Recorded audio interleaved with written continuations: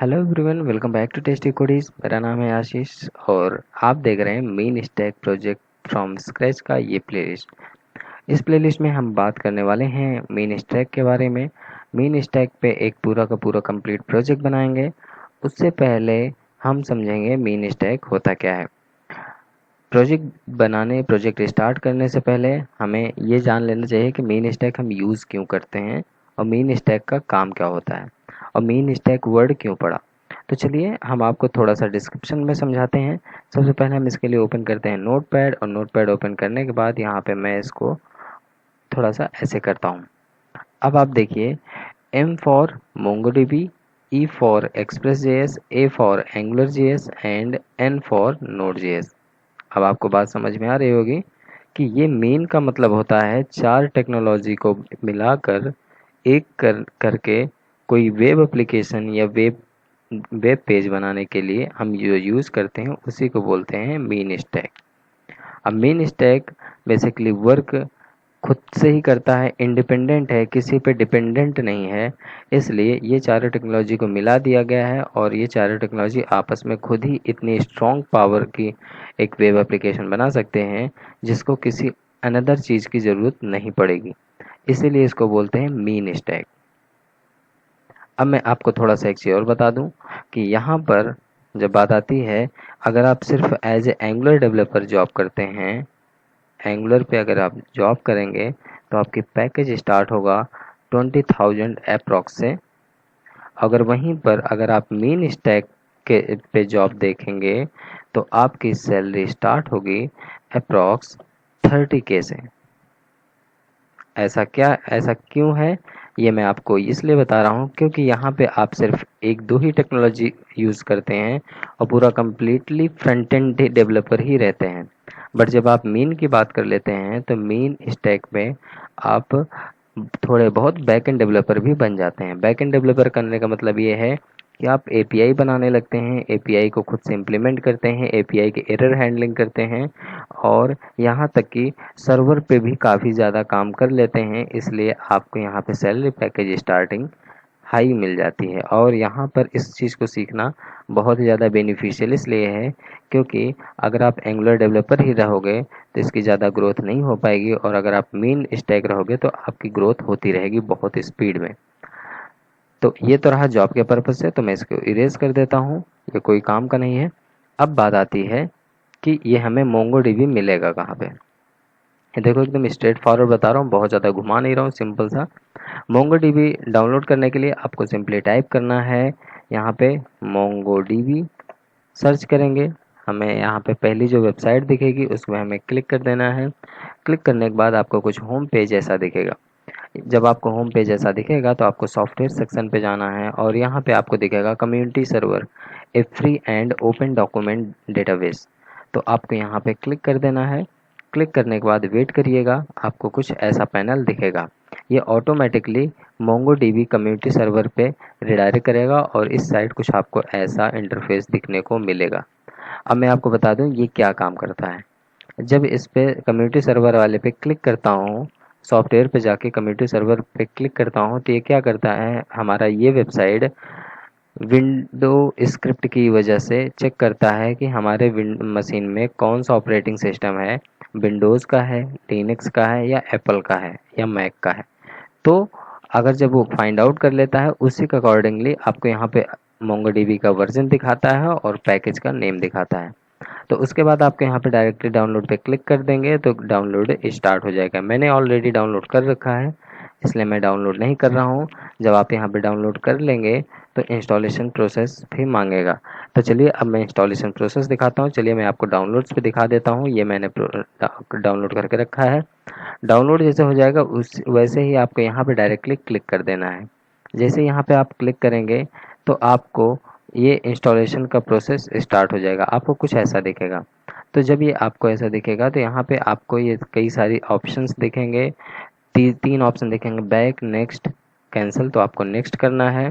उसके बाद यहाँ पे कुछ टर्म्स एंड कंडीशन है, ये एग्रीमेंट लाइसेंस है इनका, उस पर आपको एक्सेप्ट करना है। बिना एक्सेप्ट किए आप नहीं यूज कर सकते। तो इसका थर्ड ऑप्शन कोई नहीं है तो आपको एक्सेप्ट करके नेक्स्ट कर देना है।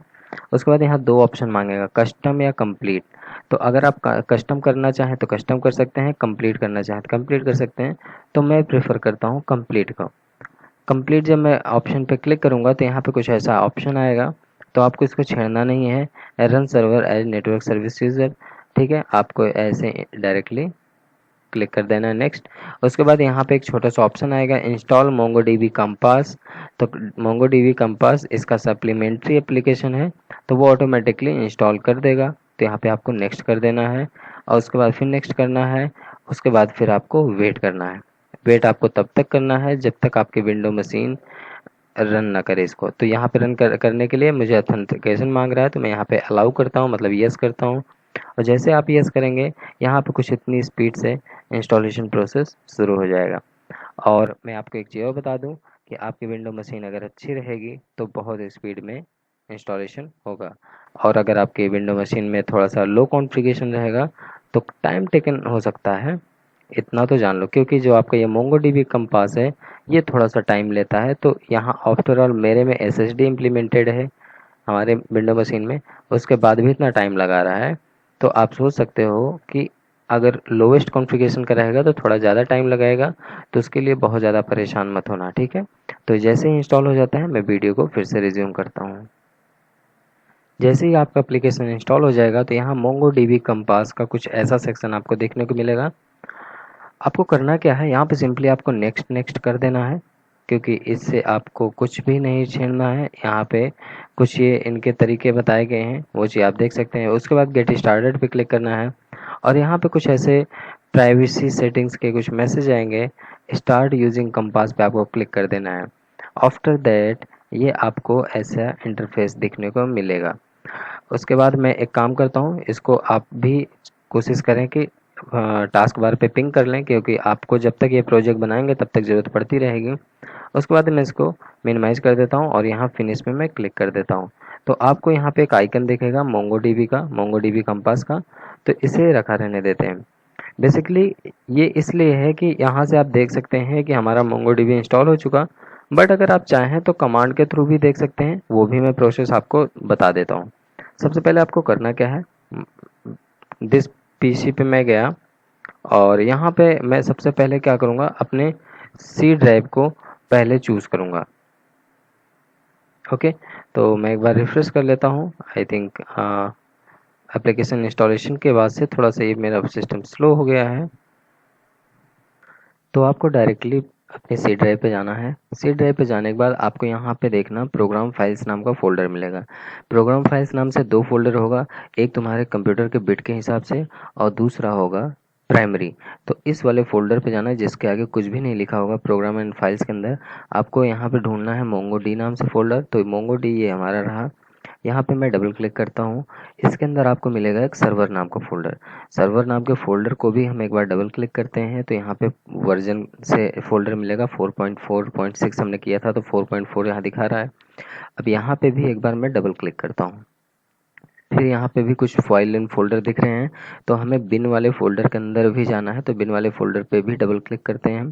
तो यहाँ पे हमें मोंगो डीबी से रिलेटेड काफ़ी 5-6 फाइलें कंटेंट्स दिख रही हैं। अब हम क्या करना है, हमें यहाँ वर्जन चेक करना है। आपको एक चीज़ मैं बता दूं कि अगर आपने शायद जावा का प्रोग्राम कभी किया हो तो उसमें क्या करते थे, जावा इंस्टॉलेशन के बाद हम जावा का पाथ सेट करते थे। पाथ में भी ऐसी प्रोग्राम फाइल्स के अंदर जावा के अंदर और सर्वर के अंदर जाके बिन नाम फोल्डर को कंप्यूटर के एनवायरनमेंट में सेटअप करते थे, तब जाके जावा का प्रोग्राम होता था। उसी तरीके से यहाँ पे हमें वर्जन चेक करने के लिए हमें क्या करना पड़ता है कि इस जो मैं प्रोसेस कर रहा हूँ इस प्रोसेस से गुजरना पड़ता है। तो आपको सिंपली करना क्या है, अब यहाँ बिन वाले फोल्डर ये डायरेक्ट ये आपको लोकेशन दिख रहा है, इस पर सिंपली एक बार क्लिक करेंगे तो ये ऑटोमेटिकली सिलेक्ट हो जाएगा लोकेशन। आफ्टर दैट आपको कॉपी कर लेना, कंट्रोल-C से कॉपी कर लेना है। उसके बाद आपको क्या करना है, टर्मिनल ओपन करना है। तो टर्मिनल यहाँ पे हमने ओपन कर दिया है। टर्मिनल ये हमारा ओपन हो गया। आपको मैं थोड़ा सा ऐसे छोटा सा करके दिखाता हूँ, ज़्यादा बड़ा है, ठीक है, परफेक्ट।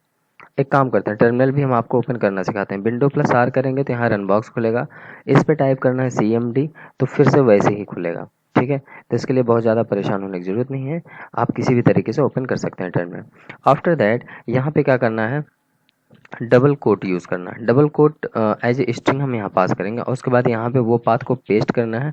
पेस्ट करने के लिए आप माउस का राइट क्लिक यूज़ कर सकते हैं और यहाँ पर पेस्ट हो जाएगा। आफ्टर दैट आपको करना क्या है, अगेन फॉरवर्ड स्लैश लगाना है और यहाँ पे क्या लिखा है, मोंगो डी ना, तो हम यही लिखते हैं mongo D dot E X E, double quote करेंगे और उसके बाद लिखेंगे, एक स्पेस देंगे, हाइफन हाइफन वर्जन, ठीक है, और इंटर कर देंगे तो यहाँ पे हमें मोंगो डीबी का वर्जन दिखा देगा। देखो डीबी वर्जन 4.4.6, इसका मतलब हमारे विंडो मशीन में मोंगो डीबी का version completely and successfully install हो चुका है।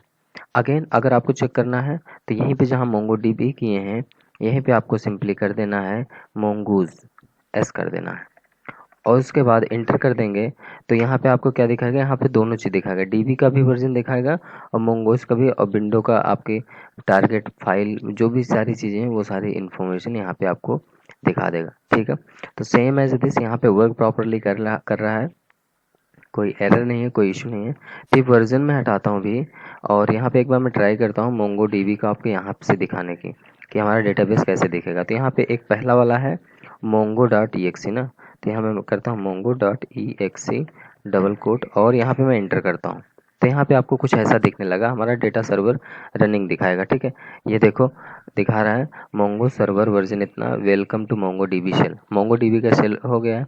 उसके बाद स्पेस देते हैं, उसके बाद DBS लिखते हैं, एंटर करेंगे तो अभी देखो यहाँ पे हमारा एडमिन कॉन्फ़िग लोकल ये सारे हमारे डेटाबेस बने बनाए हैं यहाँ पे दिख रहे हैं। ठीक है, तो आपको करना क्या है, आपको सिंपली इसको मिनिमाइज़ कर देना, आपको छेड़ना नहीं है और यहाँ पे भी इसको हम मिनिमाइज़ कर देंगे। ठीक है, अब हम क्या करने वाले हैं, अब हम एक फ़ोल्डर बनाएंगे और वहाँ पे ये सारी चीज़ें को सेटअप करेंगे। तो चलिए सबसे पहले हम एक जगह डिसाइड करते हैं, वहाँ पे फ़ोल्डर बना के अपना प्रोजेक्ट बनाना स्टार्ट करते हैं। तो मैं यहाँ पे सबसे पहले क्या करूँगा, अपने फ़ोल्डर पे आऊँगा, यहाँ डी ड्राइव में हमारा एंगुलर प्रोजेक्ट नाम का एक फ़ोल्डर है और यहाँ पे ही मैं सारे प्रोजेक्ट एंगुलर के बना रहा हूँ। तो यहाँ पे मैंने डबल क्लिक किया और यहाँ हमारा फ़ोल्डर ओपन हो गया। आई थिंक आपको नहीं दिख रहा होगा तो मैं इसको थोड़ा सा बड़ा कर देता हूँ जिससे कि आपको अच्छा सा दिखे। अब मैं यहाँ क्या करूँगा, राइट क्लिक करूँगा और एक नया फ़ोल्डर बनाऊँगा। नया फ़ोल्डर बनाने के लिए राइट क्लिक करके न्यू पे आना है और यहाँ फ़ोल्डर पे क्लिक कर देना है। क्लिक करने के बाद अब यहाँ पे मैं फ़ोल्डर का नेम दे देता हूँ मीन स्टैक। ओके, तो यहाँ पे एंटर कर दिया। अब ये फ़ोल्डर हमारा ओपन हो गया। अब इस फ़ोल्डर को हम क्या करेंगे, अपन उसमें खोलेंगे टर्मिनल पे। तो टर्मिनल पे ओपन करने के लिए यहाँ पे डायरेक्ट मैं लिखता हूँ CMD और यहीं कर देता हूँ कोड स्पेस डॉट, एंटर कर देता हूँ। तो ये पूरा फ़ोल्डर हमारा कंटेन करके हमारा विजुअल स्टूडियो कोड पे ओपन करके दे देगा। तो विजुअल स्टूडियो कोड जब आप ओपन करेंगे तो कुछ ऐसा इन्फॉर्मेशन मांगेगा, लेटेस्ट ब्राउज़र है, yes I trust this author, okay कर देना। अब यहाँ पे देखो मिनी स्टैक का पूरा ये बना है हमारा। अब इसके अंदर हम एक फ़ोल्डर और जनरेट करेंगे। तो उस फोल्डर का नाम है हमारा बैकएंड, क्योंकि हम बैकएंड का कोड यहाँ पे करने वाले हैं। एंटर करेंगे तो यहाँ पे हमारा बैकएंड नाम का एक फ़ोल्डर बन जाएगा और इस पर राइट क्लिक करके इंटीग्रेटेड टर्मिनल के साथ ओपन इसको करेंगे। तो इंटीग्रेटेड टर्मिनल में हमारा गिट बैश है, तो देखो बैश ये दिख रहा है यहाँ पे। अब हमें क्या करना है, यहाँ पे सबसे पहले तो हमें npm को इनिशियलाइज़ करना है। npm को इनिशियलाइज़ करने के लिए हमें सिंपल से कमांड है npm init। ठीक है, आपको इतना लिखकर इंटर कर देना है या हाइफन वाई लिख कर इंटर करेंगे तब भी ये सारा काम करेगा। तो जैसे यहाँ पे इंटर करेंगे तो यहाँ कुछ इन्फॉर्मेशन मांगेगा आपसे कि पैकेज नेम क्या रहेगा, ओके ये सारी चीज़ क्या रहेगा, तो मैं सब ओके ओके कर देता हूँ। यहाँ डिस्क्रिप्शन पे मैं दे दे रहा हूँ मीन स्टैक प्रोजेक्ट। ठीक है, मीन स्टैक प्रोजेक्ट और एंटर कर दूंगा, ये हो जाएगा। Entry point yes, test command yes, गिटर प्रोजेक्ट यहाँ ऐड करना हो तो ऐड कर सकते हैं आप, कीवर्ड्स कुछ भी डाल सकते हैं। ऑथर मैं ऑथर पे दे रहा हूँ आशीष मिश्रा। ठीक है, और मैं एंटर कर दिया और लाइसेंस मांगेगा, ओके देन यस। अब हमारा यहाँ पे बैकएंड इनिशियलाइज हो गया, पैकेज डॉट जेसन आ गया। अब इस पैकेज डॉट जेसन पे आप देख सकते हैं आपने जो जो दिया था, आपको मैं दिखा देता हूँ। यहाँ पे नेम बैकएंड है, वर्जन 1.0.0 है, डिस्क्रिप्शन में मीन स्टैक प्रोजेक्ट है, मेन हमारा इंडेक्स डॉट JS रहेगा, स्क्रिप्ट हमारी, और टेस्ट के अंदर हमारा कुछ कमांड है इंटीग्रेटेड जो इसमें पहले से दिया गया है, टेस्ट कमांड। ऑथर पे नेम है और लाइसेंस हमारा ISC है। ठीक है, तो इतना जब आप डन कर लेंगे, अब यहाँ पे सबसे पहले हम करेंगे कि कुछ डिपेंडेंसी इंस्टॉल करें। डिपेंडेंसी हमारा क्या काम करेगा मैं आपको समझा देता हूँ। यहाँ पे सबसे पहले डिपेंडेंसी में सबसे इम्पोर्टेंट डिपेंडेंसी जो है उसको इंस्टॉल करूँगा, बाद में जिसकी जैसे ज़रूरत होगी वैसे इंस्टॉल करता जाऊँगा। तो सबसे पहले यहाँ पे हमें एक्सप्रेस.js की ज़रूरत है जो हमारे क्लाइंट से सर्वर पे कम्युनिकेशन को मेंटेन करेगा, हैंडल करेगा। उसके बाद मोंगोडीबी हम इंस्टॉल करेंगे। मोंगोडीबी हमारा डेटा को हैंडल करेगा, डेटा की स्टेबिलिटी बनाए रखेगा, जो डेटा हमें चाहिए, जो डेटा हमें पुट करेंगे वो सारी चीज़ें वो मैनेज करेगा। एंड लास्ट बॉडी पार्सर चाहिए, जो बॉडी सेक्शन पे कोई भी एरर से रिलेटेड कुछ भी बॉडी सेक्शन पे हमें हेडर वगैरह चाहिए होगा वो बॉडी पार्सर मैनेज करेगा। तो चलिए इंस्टॉल करने के लिए आपको सिंपली यहाँ टाइप करना है npm i space express space body parser space mongoose, okay, space hyphen hyphen save कर देंगे।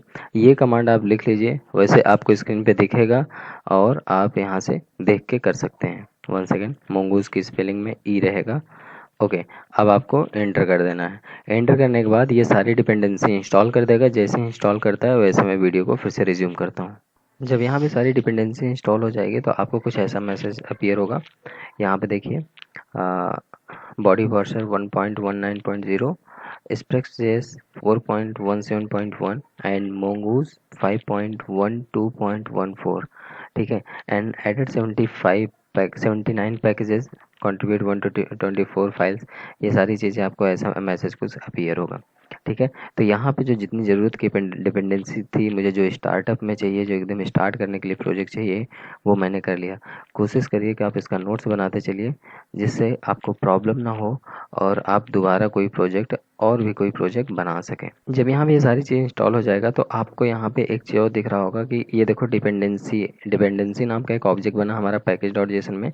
उसके अंदर सारी डिपेंडेंसी ऑब्जेक्ट के फॉर्म में यहाँ पे दिख ही रही है आपको, ठीक है। बॉडी पार्सर है, एक्सप्रेस है, मोंगूज है। तो अब हम सबसे पहले क्या करने वाले हैं, सबसे पहले तो हम थोड़ा सोच रहे हैं कि पहले कनेक्शन का एक कोड कर लेते हैं, कनेक्शन इस्टेब्लिश कर लेते हैं। कनेक्शन इस्टेब्लिश करने से फ़ायदा ये है कि सबसे पहले तो यहाँ पे हमें दिखने लगेगा, हम जो करते चलेंगे वो हमें दिखेगा अच्छे से, ठीक है। इसको मैं थोड़ा जूम कर दिया हूँ इसलिए कि जिससे कि आपको अच्छे से दिखे, अगर नहीं दिख रहा हो तो। अब हम क्या करेंगे, .js, ठीक है। अब यहाँ पे हमें सबसे पहले एक वेरिएबल लेना है कॉन्स्ट नाम का, और यहाँ पे मैं उसको एज डिफाइन करूँगा मोंगूज नाम से, इज इक्वल। अब यहाँ पे मुझे रिक्वायर करना पड़ेगा, रिक्वायर, और यहाँ पैरेंथेसिस के अंदर मैं दूंगा मोंगूज।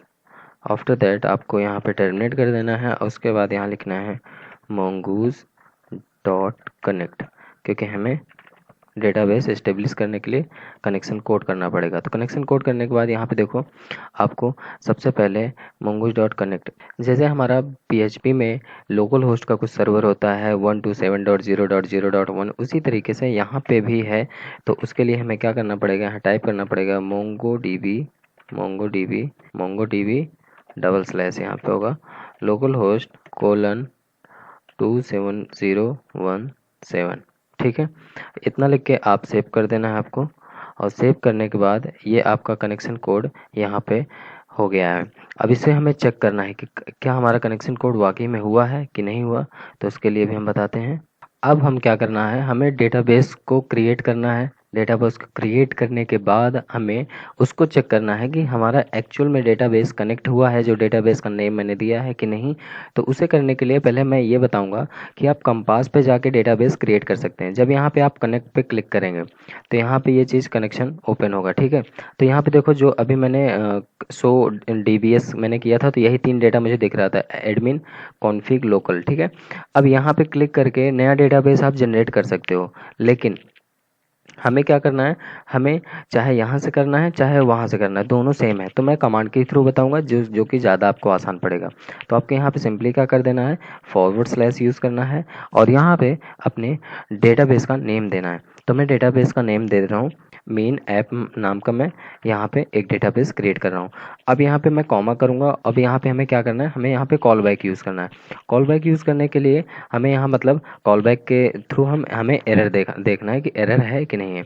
इन केस अगर एरर है तो हमें क्या करना है, एंटर करें, और यहाँ पे मैं दिया कंडीशन लगाऊंगा इफ़।